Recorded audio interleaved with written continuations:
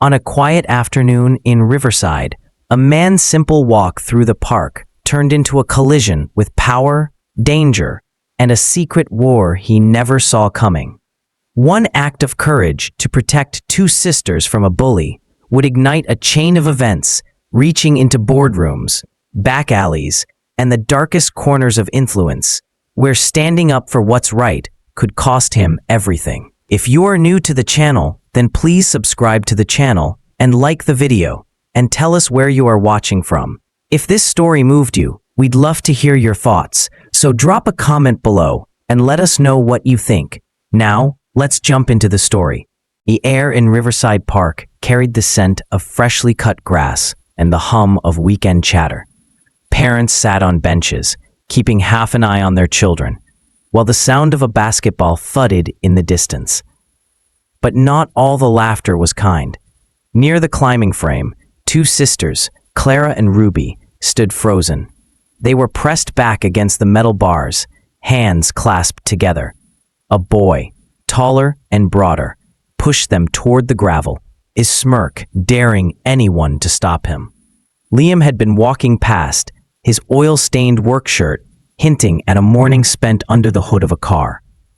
He noticed the tension in the girls' faces before he heard their shaky breaths. Without breaking stride, he stepped between them and the boy. His voice was calm, but his eyes held a steady warning. "Enough," he said. The boy's grin faltered for a moment. "They started it," he replied, chin tilted in defiance. Liam didn't blink. "Name's Liam. Try again with the truth." Clara clutched a worn sketchpad to her chest, but Liam could see its edges were bent, pages sticking out at odd angles. Ruby's free hand trembled against her sister's arm. The smaller girl tried to hide behind Clara, but her watery eyes gave her away. Liam crouched so he was at their height, his tone softening. "Are you hurt?" Clara shook her head. Her voice was barely above a whisper. He ripped Ruby's drawings. Liam held out his hand. Ruby hesitated, then slowly placed the damaged sketchpad in his palm. The paper felt fragile, as though it might crumble. Grit clung to the pages, and a vibrant drawing of a fox lay creased down the middle. Liam smoothed it gently with his fingers. "These are really good," he said, looking directly at Ruby. "No one gets to treat your work like it's nothing." The boy snorted. "My dad owns half this town." Liam straightened, handing the sketchpad back to Ruby. "Then he can afford to teach you better manners. Apologize." Silence stretched. A few parents had turned their heads to watch. The boy's friends shuffled back, clearly unwilling to stand too close. The boy muttered a barely audible sorry before stomping away toward the basketball court. Ruby's voice was quiet. "Thank you." Liam offered a small smile. "Anytime. I've got a daughter too. If someone ever messed with her, I'd want someone to step in." The moment seemed to settle, until a woman in a tailored jacket and low heels crossed the grass with determined strides. Her hair caught the sunlight, but her eyes were sharp, scanning the scene in seconds. The girls lit up at the sight of her. "Mom," Clara called, rushing forward with Ruby at her side. The woman wrapped them in a quick embrace before looking at Liam. Her gaze flicked from the sketchpad to the retreating boy, then back to him. "I'm Sophie," she said, her voice layered with both gratitude and caution. "And you just made yourself a problem with the wrong person." Liam's brow furrowed. "Just did what was right." Sophie's expression softened for only a heartbeat before she glanced toward the basketball court. "That boy's father is Victor Hale. He doesn't take embarrassment lightly." Ruby tugged gently on Liam's sleeve. "Will you come to our school's art day?" she asked, her tone shy but hopeful. Liam smiled faintly. "If they let visitors in, I'll be there." Sophie's phone buzzed in her hand. Her jaw tightened as she glanced at the screen. Then she looked at her daughters. "We're leaving. Say thank you." Both girls chimed together. "Thank you, Mr. Liam." He watched them walk toward a sleek SUV parked at the curb. Ruby hugged her sketchpad close as though it were something precious and fragile. As the car door shut, Liam caught a brief glimpse of himself in the window's reflection. Tired eyes, grease still under his nails, and a faint scar along his jawline he never explained to anyone. He told himself it was a simple good deed, nothing more. But then a black sedan rolled slowly past the park entrance, its tinted windows too dark for a sunny afternoon. Liam's phone vibrated in his pocket. An unfamiliar number flashed on the screen. He answered. "Mr. Reed?" A woman's voice asked. "This is Detective Marlowe. Do you have a moment to talk about an incident at Riverside Park and a man named Victor Hale?" Liam's shoulders squared as he stepped toward the edge of the grass. "Yeah," he said. "I've got a moment." Liam stood inside his small workshop the next morning, the hum of a socket wrench echoing in the air. The place smelled faintly of motor oil and coffee, a scent that usually meant routine and comfort. But today, a tension sat heavy in his chest. His phone buzzed again. It was Detective Marlowe. Her voice came through steady, with a tone that left no room for misunderstanding. "The boy you stopped yesterday," she said. "His father, Victor Hale, is not the kind of man you want to cross." When someone embarrasses him or his family, he finds ways to make them regret it. He doesn't do it loud. He does it quiet. Job trouble, bank trouble, family trouble. Liam glanced at the photo taped to his workbench. His daughter, Lily, smiling with a missing front tooth. "I've got a daughter," he said. "Then listen," Marlowe replied. "If you see unfamiliar cars outside, customers asking too many questions, or you get a call from social services out of nowhere, let me know. Don't try to handle it on your own." After the call, Liam walked to the front of the shop and looked out toward the street. Across the road, a silver sedan sat idling. The driver's face was shadowed. A few seconds later, it pulled away. By midday, 2 customers canceled without giving a reason. A third stopped by, asking about his schedule, his busiest hours, and who else had access to the shop keys. Liam kept his voice polite but firm until the man left. Late in the afternoon, a familiar sound of tires on gravel made him glance up. Sophie stepped out of her SUV, holding a paper bag that smelled of fresh bread and strong coffee. She crossed the shop floor with quick, purposeful steps. "Thank you for what you did yesterday," she said, setting the bag down on his counter. "And I'm sorry if I seemed short. I get protective when it comes to my girls." "You were protecting your kids," Liam replied. "I understand." She hesitated, then met his gaze. "I run Hale & West Manufacturing. Victor's been circling my company for months. He's been buying people, spreading rumors, and trying to break my board's confidence in me. Yesterday gave him a new angle, to go after the man who stood between his son and my daughters." Liam's jaw tightened. "So he'll try to hit us both?" "Yes," Sophie said plainly. "That's how he operates." A gentle knock came from the SUV window. Clara and Ruby were pressed against the glass, smiling. Sophie waved them out. Clara carried a clean sketchpad, the kind with smooth, crisp pages. "For your daughter," Clara said, handing it to Liam, "so she can draw with us at art day." Ruby added, "And so you have to come." Liam felt a small smile form despite the weight in his chest. "We'll be there."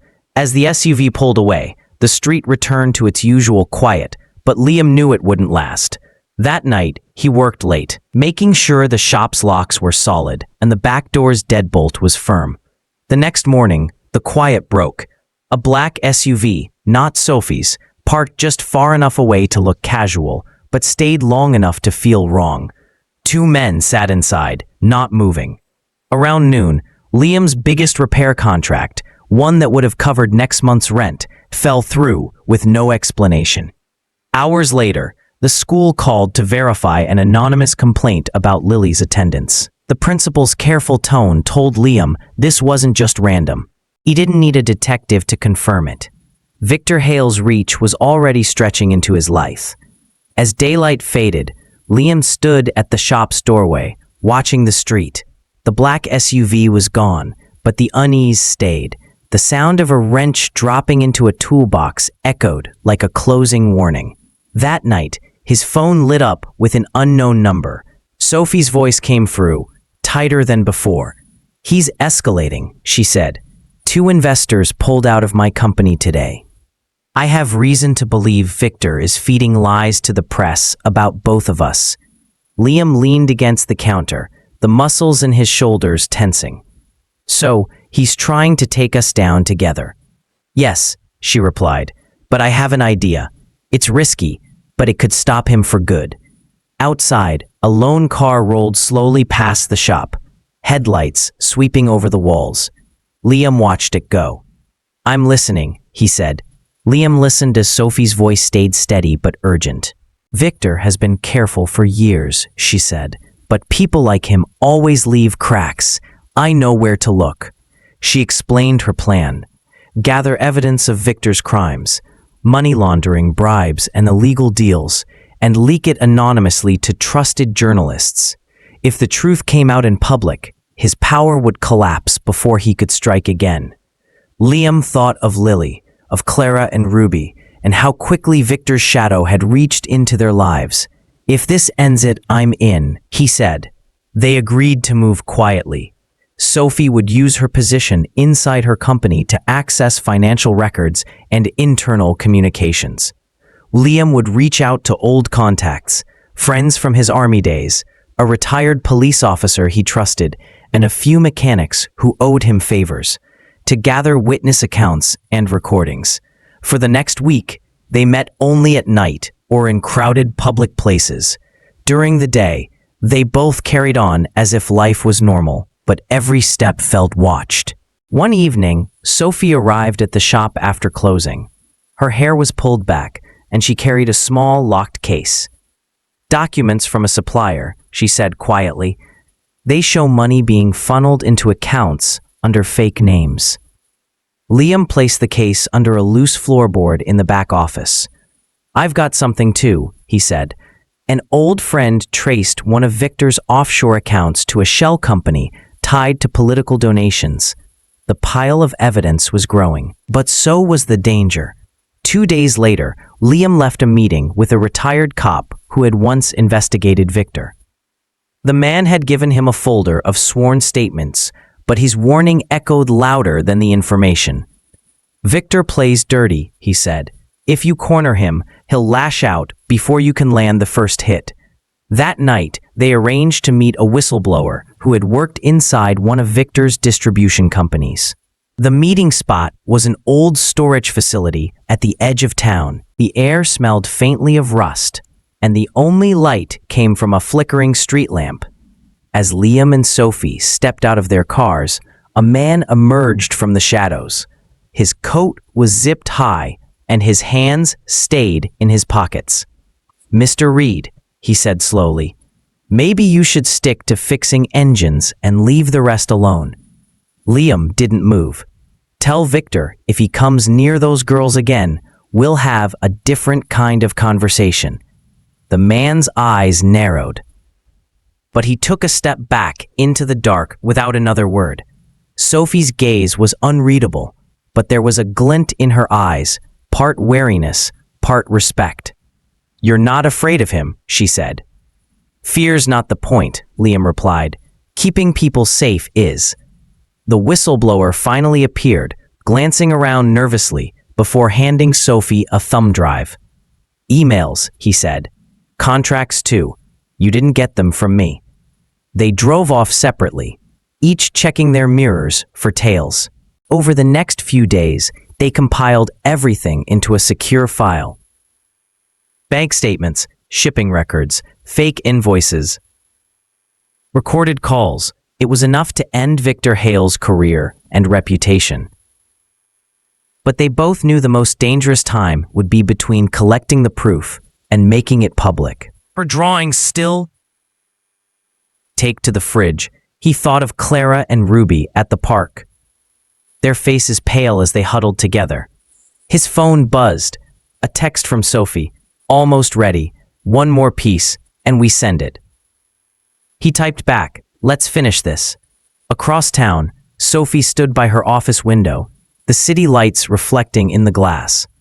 She knew that once this went out, there was no going back. Victor would know exactly who had put the blade to the foundation of his empire. She slipped the last set of files into the encrypted folder and sent a final message to Liam. "Tomorrow morning." He replied with only 2 words, "I'll be ready." Neither of them slept much that night. As dawn approached, the town was quiet, unaware that in just hours, the truth about Victor Hale would start to spread, and nothing in Riverside would ever be the same again. The morning broke with a thin layer of fog drifting over Riverside. Liam was already at the shop when his phone lit up. It was a short message from Sophie. "It's out." Within minutes, local news sites were running the headline: Victor Hale under investigation for fraud, bribery, and offshore laundering. The story spread faster than Liam could scroll, each update adding more details from the files they had gathered. Photographs, bank statements, and recordings flooded the public record. By mid-morning, reporters were camped outside Victor's main office. Cameras caught him arriving in a dark suit, surrounded by security, his expression tight. Before noon, federal agents escorted him out in handcuffs. The footage replayed on every channel, his empire collapsing in real time. Liam stood in the shop doorway, watching the street. The black SUV that had lingered for days was gone. The silence felt different now, lighter. Detective Marlowe called that afternoon. "He's done," she said. "The evidence is solid, and with this much press, there's no chance he can bury it. You and your daughter are safe." For the first time in weeks, Liam felt his shoulders ease. He closed the shop early and drove to Lily's school.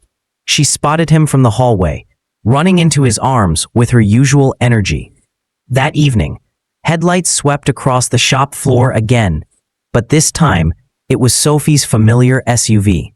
She stepped out with Clara and Ruby, each carrying a covered dish.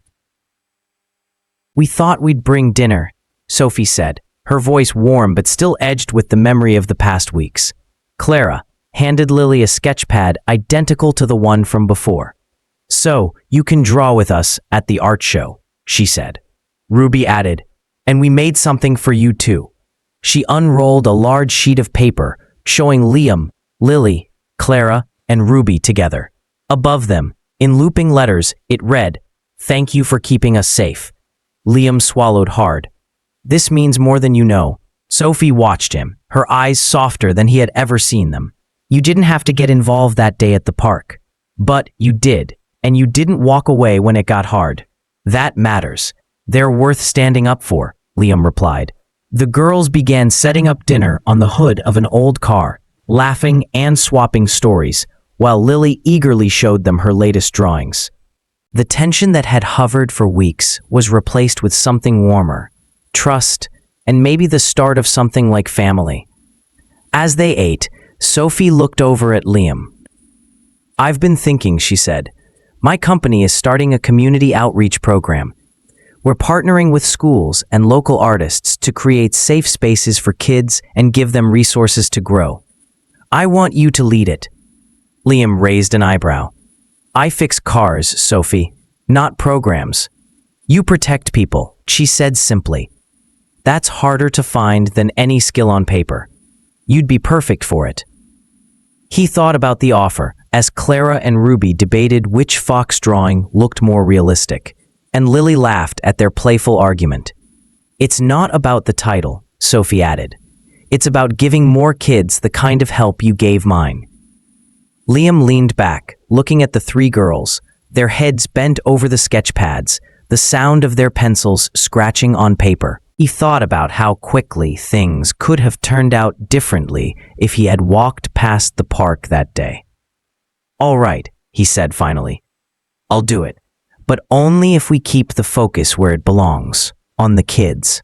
A slow smile spread across Sophie's face. "Deal." The rest of the evening passed in easy conversation. When the girls weren't drawing, they were telling stories, their voices carrying into the quiet street. The walls that had gone up between strangers weeks ago had been replaced with something stronger, connection. Later, after the SUV pulled away, Liam stood outside the shop, the night air cool against his face. Victor Hale's shadow was gone, but the bond formed on that ordinary afternoon at the park remained. And now, it was more than just protection. It was a promise. In the months ahead, Liam would see his small workshop double as a place where kids could come after school to learn, to draw, and to feel safe. Sophie's outreach program would grow, touching schools across the city. But the story always began the same way, someone asking how it all started, and Liam would smile, remembering two sisters by the climbing frame, a crumpled sketchpad, and the moment he decided not to walk away. That choice had changed everything.